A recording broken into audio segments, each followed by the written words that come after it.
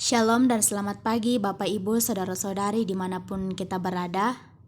Semoga di pagi ini kita semua dalam keadaan sehat selalu. Mari kita siapkan hati kita akan mendengar serta merenungkan firman Tuhan sesuai bacaan renungan harian Gereja Toraja hari ini dari Wahyu pasal 21 ayat 9 hingga ayatnya yang ke-21. Wahyu pasal 21 ayat 9 hingga ayatnya yang ke-21. Namun sebelum membaca, mari berdoa. Ya Tuhan Allah Bapa kami dalam kerajaan surga, di pagi ini kami bersyukur buat kesehatan, hari yang baru yang Tuhan masih anugerahkan bagi kami, sehingga kami masih boleh ada di pagi ini sebagaimana kami ada. Saat ini ya Tuhan, kami akan membaca serta mendengar terlebih merenungkan firman-Mu. Biarlah Roh Kudus menolong kami semua, menuntun kami agar firman-Mu yang boleh kami baca serta renungkan pada saat ini boleh mengambil tempat dalam hati dan pikiran kami dan boleh kami lakukan dalam setiap langkah kehidupan kami. Ampunilah salah dan dosa kami ya Tuhan, bersabdalah kepada kami, sebab sesungguhnya kami sudah siap. Di dalam nama Tuhan Yesus, itulah Tuhan dan Juru Selamat kami yang hidup. Amin. Wahyu pasal 21 ayat 9 hingga ayatnya yang ke-21. Firman Tuhan, maka datanglah seorang dari ketujuh malaikat yang memegang ketujuh cawan, yang penuh dengan ketujuh malapetaka terakhir itu. Lalu ia berkata kepadaku, katanya, marilah ke sini. Aku akan menunjukkan kepadamu pengantin perempuan mempelai anak domba. Lalu, di dalam roh ia membawa aku ke atas sebuah gunung yang besar, lagi tinggi, dan ia menunjukkan kepadaku kota yang kudus itu, Yerusalem, turun dari sorga dari Allah. Kota itu penuh dengan kemuliaan Allah, dan cahayanya sama seperti permata yang paling indah, bagaikan permata yaspis jernih seperti kristal. Dan temboknya besar lagi tinggi, dan pintu gerbangnya 12 buah. Dan di atas pintu-pintu gerbang itu ada 12 malaikat, dan di atasnya tertulis nama ke-12 suku Israel. Di sebelah timur terdapat 3 pintu gerbang, dan di sebelah utara 3 pintu gerbang, dan di sebelah selatan 3 pintu gerbang, dan di sebelah barat 3 pintu gerbang. Dan tembok kota itu mempunyai 12 batu dasar, dan di atasnya tertulis ke-12 nama ke-12 rasul anak domba itu. Dan ia yang berkata-kata dengan aku mempunyai suatu tongkat pengukur dari emas untuk mengukur kota itu serta pintu-pintu gerbangnya dan temboknya. Kota itu bentuknya 4 persegi, panjangnya sama dengan lebarnya, dan ia mengukur kota itu dengan tongkat itu, 12.000 stadia. Panjangnya dan lebarnya dan tingginya sama. Lalu ia mengukur temboknya 144 hasta menurut ukuran manusia, yang adalah juga ukuran malaikat. Tembok itu terbuat dari permata yaspis, dan kota itu sendiri dari emas tulen, bagaikan kaca murni. Dan dasar-dasar tembok kota itu dihiasi dengan segala jenis permata.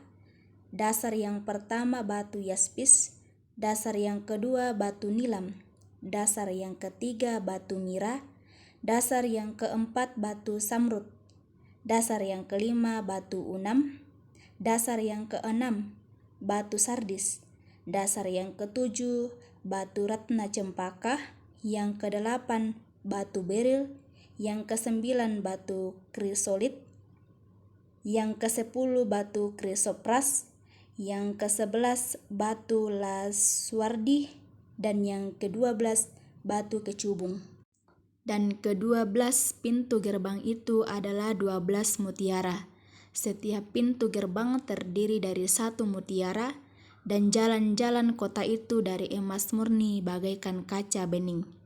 Amin, firman Tuhan. Dari pembacaan kita pada saat ini diberi tema harapan dalam pergumulan. Harapan dalam pergumulan. Bapak, Ibu, saudara-saudari yang dikasihi Tuhan, tentu sebagai manusia yang masih tinggal dalam dunia ini, kehidupan kita tidak akan lepas dari yang namanya penderitaan, pergumulan. Ada berbagai macam bentuk penderitaan, pergumulan yang kita alami. Entah kelaparan, sakit penyakit, ekonomi, dan masih banyak lagi. Kalau kita melihat kitab Wahyu, kita juga akan menemukan dan melihat tentang berbagai pergumulan yang terjadi, di mana hubungan antara komunitas tidak baik, bahkan juga di dalamnya terjadi penganiayaan dari pemerintah Romawi, sehingga memunculkan berbagai konflik dalam masyarakat.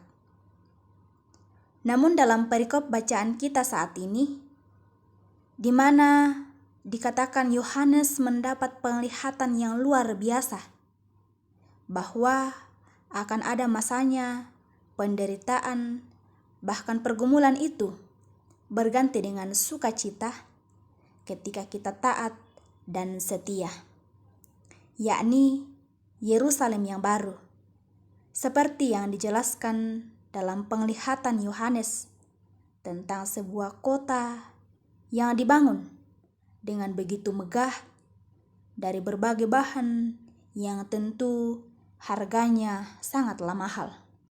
Dari penglihatan ini, Yohanes diajak beralih kembali melihat tentang Taman Eden yang baru dengan Taman Eden yang lama. Tentu ada sebuah perbedaan, di mana Taman Eden yang lama manusia bekerja dan mengelolanya, dan itu akan digantikan dengan Taman Eden yang baru, bahkan juga Yerusalem yang baru. Sebuah perubahan yang luar biasa, di mana nantinya tidak ada lagi konflik, bahkan penganiayaan. Dengan kehadiran Allah melalui Yesus Kristus yang telah bangkit untuk menyelamatkan umatnya, sehingga yang ada hanyalah cahaya dan kemuliaannya. Ketika Yohanes diperlihatkan tentang hal itu, tentu kerinduannya agar bumi dan Yerusalem yang lama berlalu, langit, bumi serta Yerusalem yang baru segera ia dapatkan. Bapak, Ibu, saudara-saudari, dalam perjalanan hidup, terlebih dalam pergumulan, tentu kita memiliki harapan. Walaupun kita menyadari sangat sulit untuk lepas dan menghindar, namun di balik itu, kita berharap dapat lepas dan kelak masuk dalam kehidupan yang baru, di mana kehidupan yang tidak ada pergumulan dan persoalan. Percayalah dan tetaplah teguh dalam iman. Tuhan pasti akan memampukan kita menikmati terang kemuliaan Allah dalam iman. Amin. Mari berdoa. Ya Tuhan Allah Bapa kami dalam kerajaan sorga, tak henti-hentinya kami mengucap syukur hanya padamu atas segala kasih setiamu, pemeliharaanmu, bahkan penyertaanmu yang terus Engkau nyatakan bagi kami.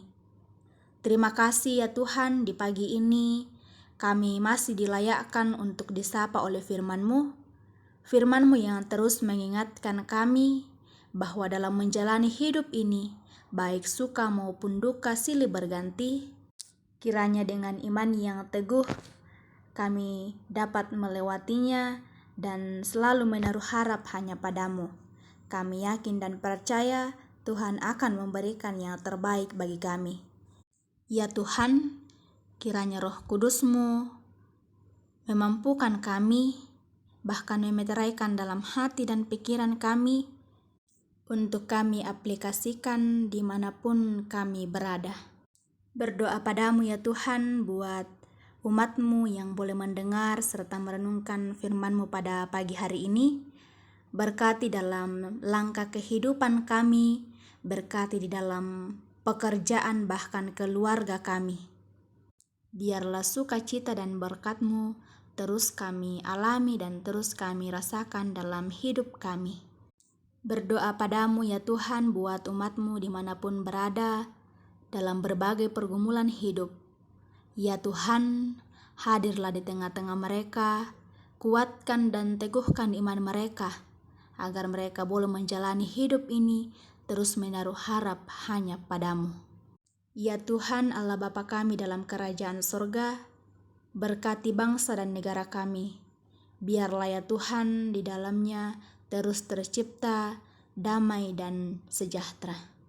Ya Tuhan Allah Bapa kami dalam kerajaan sorga, seluruh aktivitas kami sepanjang hari ini, kami hanya serahkan ke dalam tangan pengasihan-Mu.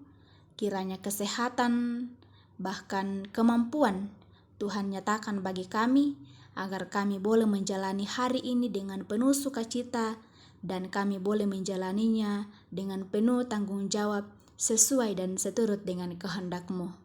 Ampunilah salah dan dosa kami ya Tuhan.